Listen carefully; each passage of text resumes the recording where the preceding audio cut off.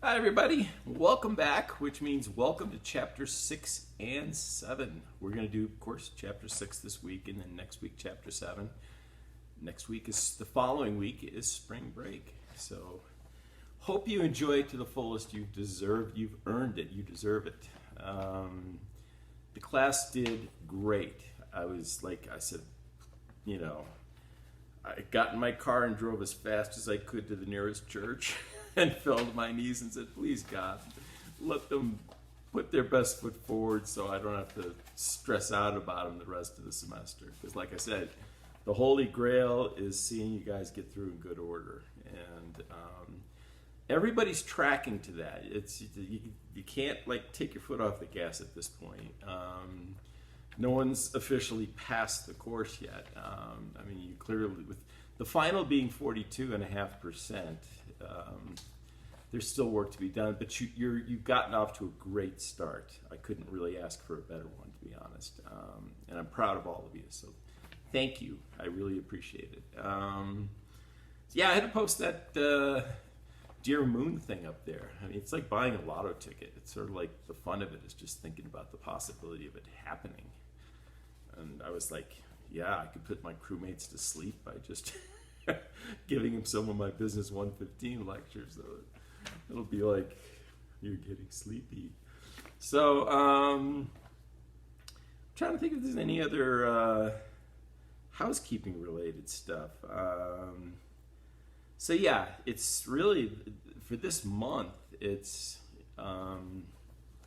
Chapter 6 this week, Chapter 7 next week, guest speaker after the break. So first week 6, second week, next week 6, this week 6, next week 7, next week spring break. When you come back from it, nothing due. Don't worry about an assignment.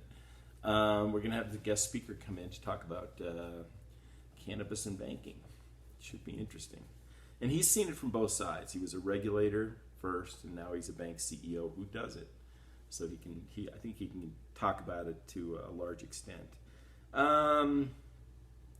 Past quizzes and midterms are all in study mode, meaning that what you can do is you can look at them and basically, if you want to, the finals could include all those questions. The finals now, we're moving up to the major leagues here for the final. It's 100 questions instead of 50.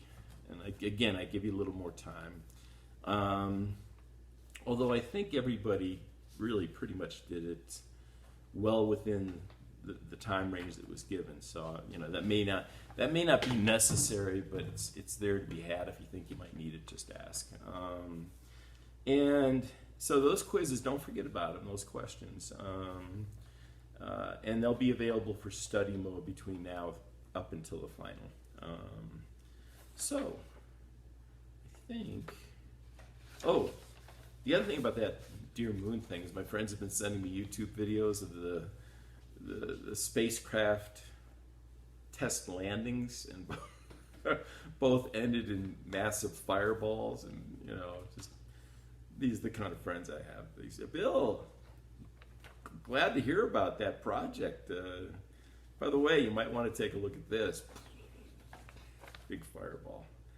If you can't take a joke, you shouldn't be going up there, is my attitude. Okay, right, on to chapter 6. The poster boy is Tristan Walker of Walker and Company.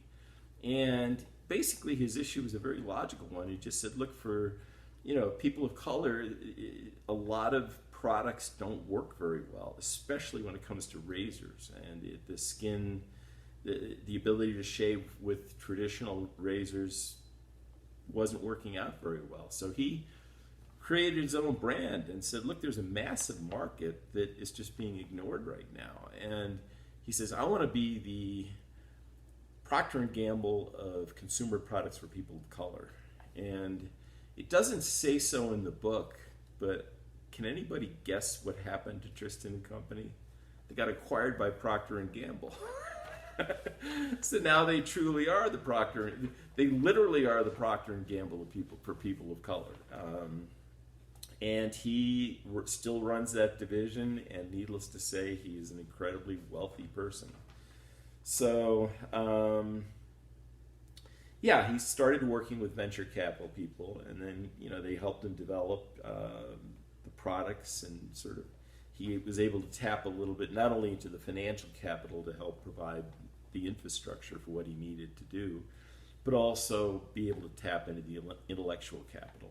This goes back to partnerships. Remember, we talked about partnerships. You want people to complement your skills, and that's part of it. Is you want to find bright people, and you want to find bright people to add to what your knowledge base is. In other words, again, you may be brilliant software programmer, you may be brilliant at creative endeavors, but you probably could use somebody who's good at finance and those type of things. So complement your strengths with somebody else's. So many companies were, and this, by the way, chapter 6 is an extrapolation of chapter 5, because chapter 5 talks about entrepreneurism, and chapter 5 talks about starting your own business, which really is an extension of being an entrepreneur. And if you look at all the companies out there that have grown to be massive companies, and I wrote a few of them down: DuPont, Ford, Kodak, Procter & Gamble, they were all started by entrepreneurs, and the combined seed money or the combined startup money for all of those companies, again, DuPont, Ford, Kodak, Procter & Gamble, was under $50,000 total. And the market cap of all of those combined is in the hundreds of billions of dollars. So that's what taking that entrepreneurial risk can ultimately lead to. Now, I attached multiple business plans to the bottom of the lecture section, and I did that for a purpose. The first one it was really a streamlined business plan, because it's the thing you would take to a banker if you were applying for an SBA loan, and it's telling the bank you've checked all the boxes. Okay, so it asks the key basic questions: who are you? What do you do? What makes you special? What do you need? What do you see for the next 6, 12, 18 months, etc.?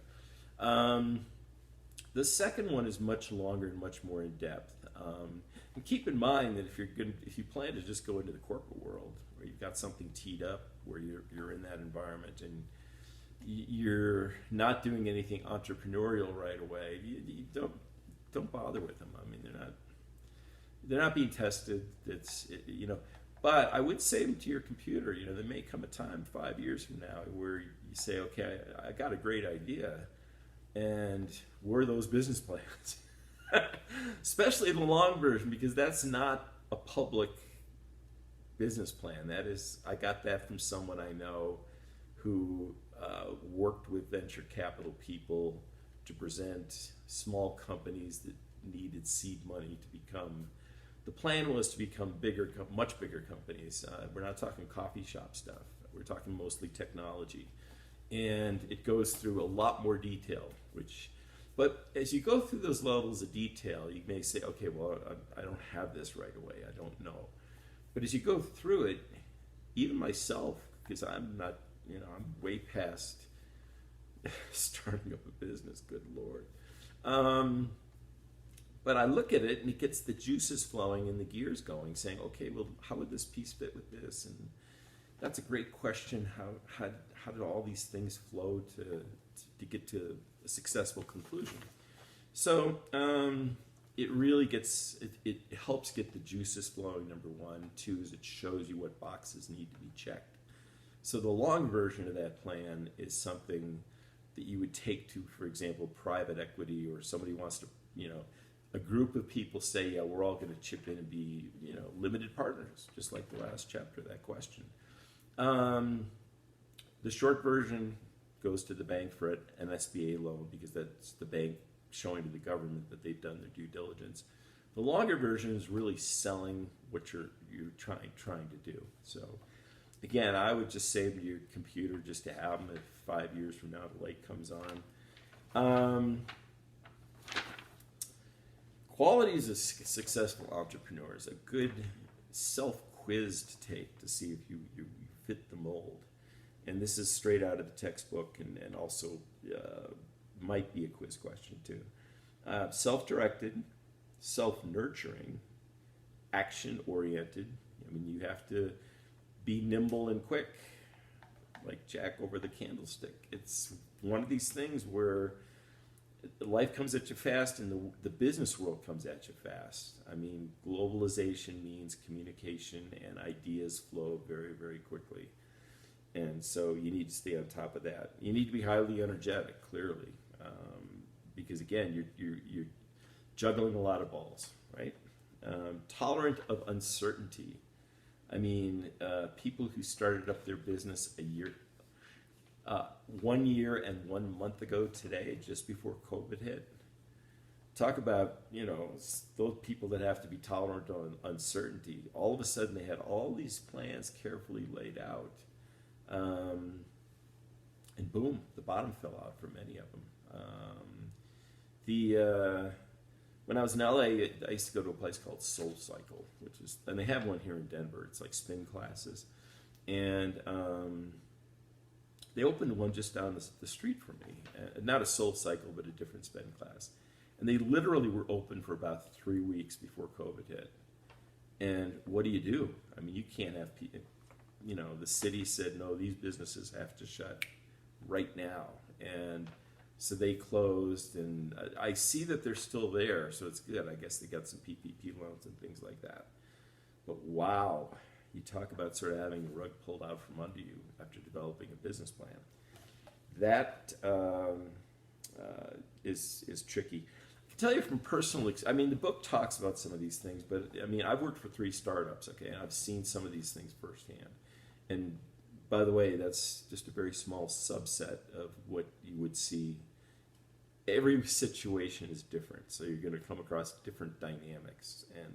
But some of the things I saw, of course, when it comes to being cognizant of risks, the most important is pay attention to your cash burn. I worked for one company that had a brilliant idea, a great software product, but they didn't have the financial backing or planning to roll it out nationwide and support it nationwide. And so what they happen to do is they find little spots that they plant the software in and get some successes.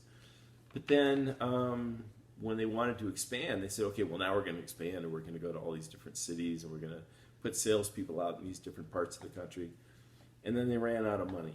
And so this great idea just kind of vanished. I mean, they actually ended up selling the software code to another company who was a competitor at the time. And so their intellectual property, the thing that made them a better product than their competitor, went to their competitor because that was the only person who was going to fork up the money to buy that software code. And so they sort of got their money out of it. But the fact is, this dream of becoming a big software company based on filling this market need pretty much went away just because they didn't pay attention to their cash burn, which is, you look at how much you're bringing in monthly versus how much is going out monthly, and that's the cash burn. So you really need to be careful about that. The other example, sometimes in consumer goods, you stir potential customers into a frenzy only to not have product to deliver to them, and suddenly that interest goes away pretty quickly. And then what do? So you're back to square zero. If you get an excitement built up among the potential clientele, but you can't deliver any product, then that excitement goes away pretty quick, and it's not likely you're going to recapture it again. So part of the book talks about, we're close to 15 minutes. I'm going to break here, and then we'll go back to part 2 of video 1, of section 1, part 1. And then we'll go to Zoom, and that'll be Monday's class. Okay, see you soon.